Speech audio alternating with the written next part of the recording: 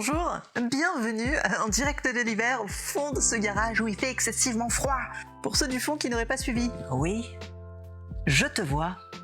Je suis Merline et avec mes copines du CFC ou Crafty Friends Club, on vous propose tous les 2 mois des tutos sur nos chaînes respectives autour des thèmes choisis un peu au hasard. D'ailleurs, d'ici quelques temps, je pense qu'on va arrêter de choisir nos thèmes au hasard. Je pense qu'on va plus partir sur quelque chose, une décision collective, de façon à être un peu plus tous inspirés parce que...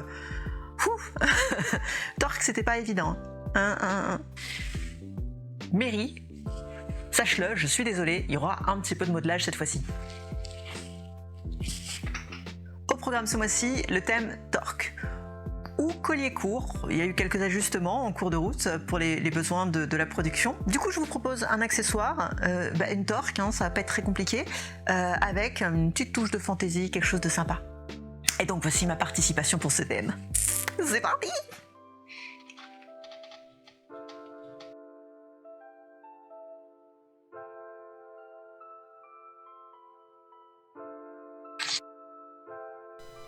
Bon, on commence avec le bol et le tour de cou en métal. Et je vais déjà commencer par rectifier 2 détails. Le premier, c'est le petit carré destiné juste là à recueillir la chaîne. Je vais le redresser manuellement et je vais également enlever la chaîne du cou puisqu'elle ne me sert à rien. Je la garde de côté parce que éventuellement, pour un futur projet, elle peut toujours être utile.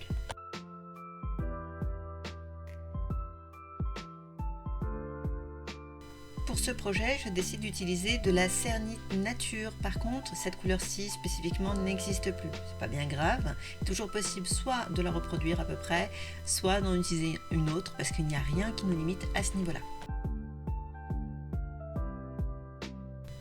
Ok, alors là, on est sur la partie modelage. Basiquement, comment ça va se passer? En fait, on va découper dans un premier temps des formes relativement simples, plutôt vagues. Des formes qui sont censées nous rappeler vers quoi on tend en fait comme projet final. Si tu n'as absolument aucune idée à ce niveau-là, pas grave, tu vas sur Google Images, tu regardes des images de dragons et tu te fais une image mentale. Si vraiment c'est pas suffisant, je te renvoie à un tuto précédent où je faisais en fait du tracing, c'est-à-dire que je prenais ma feuille avec le dessin et je reportais du coup mon dessin sur la pâte polymère. C'est complètement utilisable dans ce projet-ci. Tu prends un dessin de dragon qui te convient et tu reportes sur la pâte polymère et ensuite tu viendras placer ton dragon sur ta structure. J'ai juste 2 petites recommandations par rapport à la méthode que je viens de citer. La première, si tu vas chercher des images sur Google, c'est de t'assurer que l'image que tu vas trouver et qui va te convenir soit libre de droit. C'est quand même toujours plus correct de respecter le travail des auteurs et d'éviter de voler le travail de quelqu'un d'autre. Ensuite, il est inutile de vouloir faire un dragon très très détaillé dès le départ. Le but, quand on va faire du modelage, c'est de faire se révéler la forme au fur et à mesure. Tu prends un morceau, tu le places, tu te dis ok là il me convient et tu le fusionnes. Et tu fais ça au fur et à mesure, tu fais morceau par morceau. Ça te permet de voir avancer ton travail étape par étape, doucement certes, mais en tout cas efficacement. Et au fur et à mesure, tu verras, ça va prendre forme. En fait, il faut juste y aller petit bout par petit bout. Ma forme, basiquement, elle est là. Ensuite, je vais placer des écailles. Donc, je prends des colombins, je découpe des petits morceaux à l'intérieur, de taille plus ou moins variable. Et ensuite, je donne des formes assez vagues, d'écailles à peu près, à ces formes-là. Et je les colle avec un petit espace entre chaque à chaque fois. Voilà, pour avoir vraiment mon effet écaille.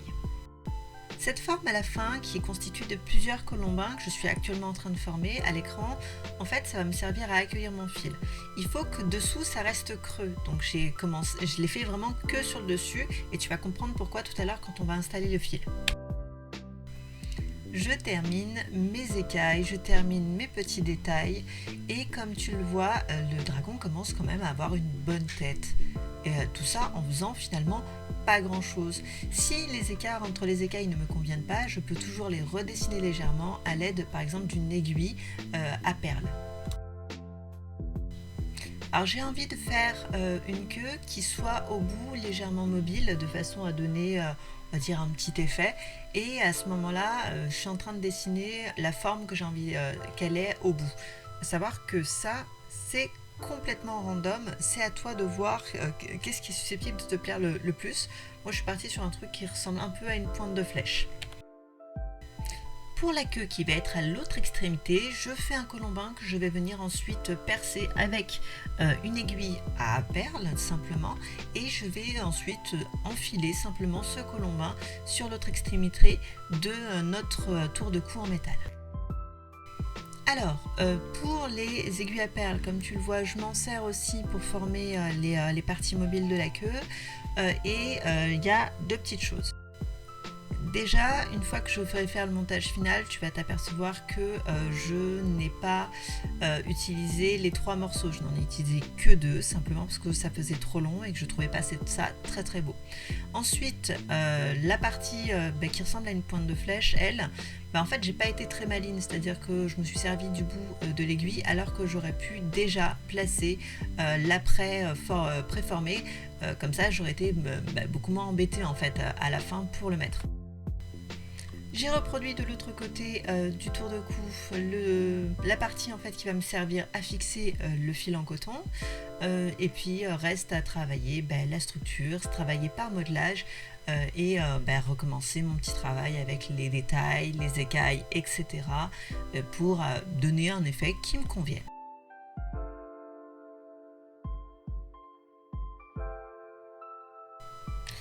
Je vais également percer un petit trou au bout de la queue de façon à accueillir un petit peu plus tard le piton à vis qui servira de première fixation pour les parties mobiles du bout de la queue.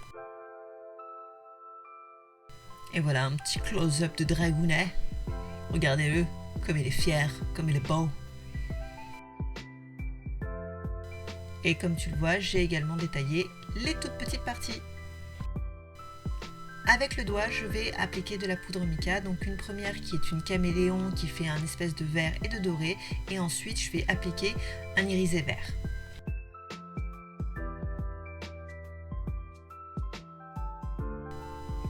Et zoom, première cuisson. Donc une fois que c'est cuit, mes couleurs sont un petit peu plus foncées et mon irisé sort beaucoup mieux. Ça va être le moment de placer mon fil en coton. Donc comme tu le vois, sous les colombins que j'ai placés de chaque côté, c'est creux.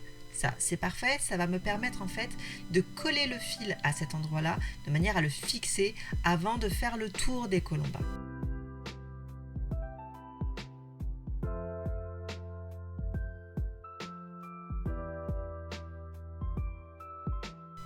Ma colle à bijoux est plutôt efficace, elle sèche relativement vite et j'ai pas besoin d'en mettre 3 tonnes pour fixer mon fil.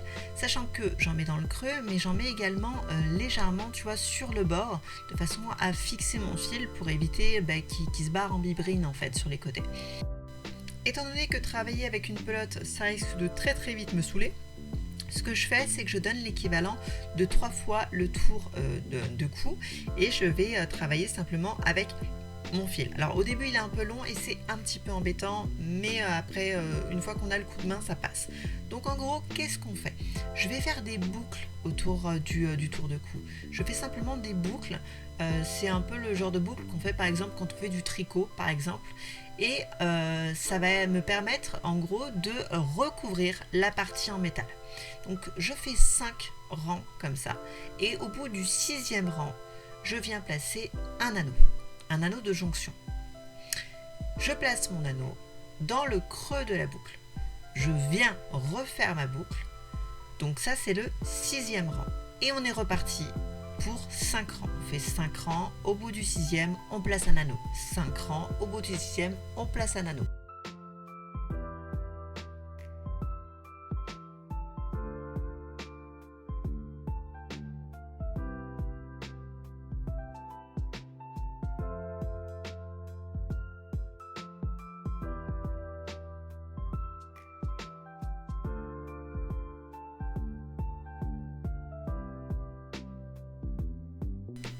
Et donc on fait comme ça jusqu'à ce qu'on arrive tout au bout de son tour de cou.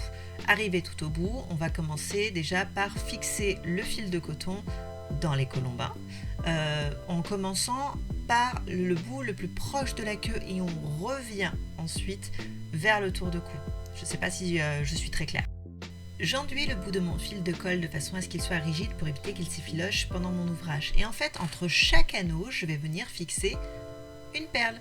Donc un anneau, une perle, un anneau, une perle. Et je tisse comme ça jusqu'au bout. Et voilà le résultat.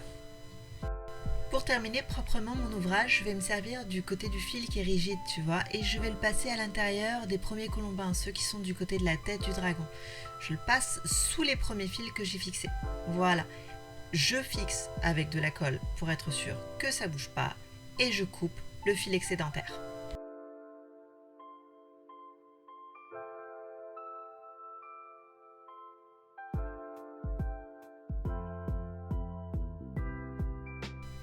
Ok, du coup, là je vais venir commencer à préparer des apprêts. Je fixe le piton à vis du côté de la queue parce que je sais que ça peut avoir tendance à faire bouger la patte et voire même à la craquer, donc je le place maintenant. Et je vais également préparer les apprêts pour les pièces mobiles de la queue. Une fois que les apprêts sont préparés, je n'ai plus qu'à m'occuper de faire les semelles. Les semelles, c'est ce qui va venir mettre tout ça au propre parce que tu le vois, il y a une partie très fine dans la tête du dragon où on voit ressortir le tour de cou et je vais pouvoir aussi également cacher les fils qui sont sous les colombins sur les côtés. Je vais également pouvoir fixer les apprêts que j'ai mis en place et consolider par exemple au niveau du piton à vis si c'était un petit peu trop fin, là où éventuellement ça avait craqué. Et en plus de ça, ce qui est super, c'est que je vais pouvoir tout passer au four parce que comme j'ai utilisé du coton et des perles de verre, ça ne craint absolument pas.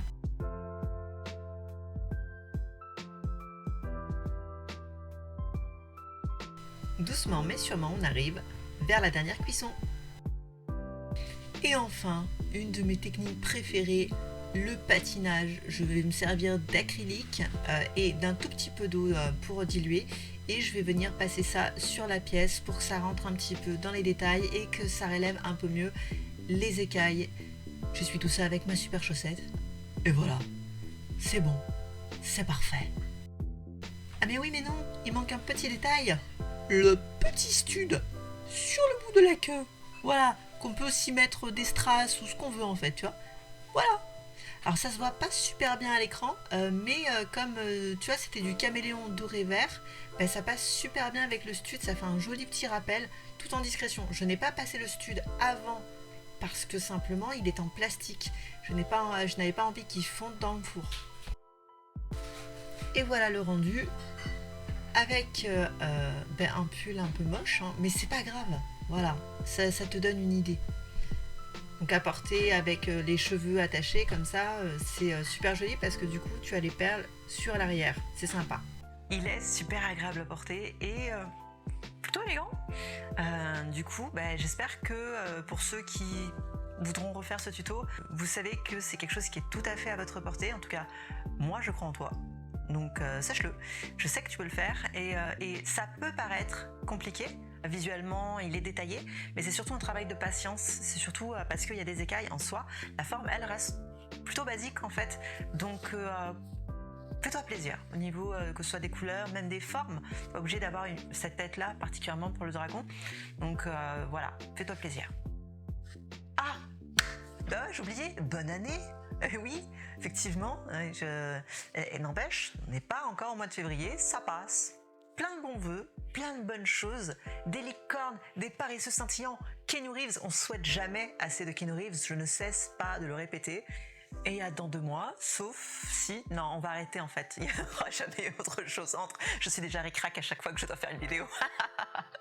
Faut que j'arrête de faire ça, faut vraiment que j'arrête de faire ça. Pourquoi je fais ça? La procrastination, c'est le mal. Prends soin de toi et à bientôt.